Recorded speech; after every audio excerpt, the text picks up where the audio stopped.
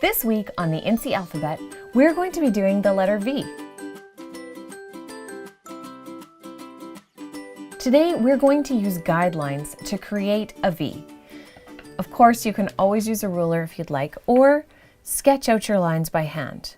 First, you want to do 2 parallel lines at an angle this way, and then you're going to do 2 parallel lines at an angle the opposite direction. There's going to be a point where these lines cross over one another, or meet up. Here it just happened to meet up. But where they cross, that's where you're going to have the base of your V. You also want to try to have this side of your V and this side of your V the same width, at least for what we're going to be doing this week.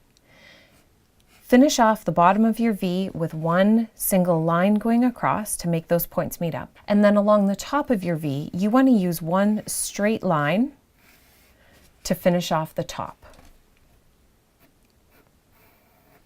If you need to extend or connect your lines up to meet that cross stroke, that is totally fine. Just draw a little bit more up so that you have your letter finished off. You can then go in and erase any extra lines around and inside your V, because we're actually going to need to have just a shadow of the V here for what we're doing in our next day. So go in, erase this out as well.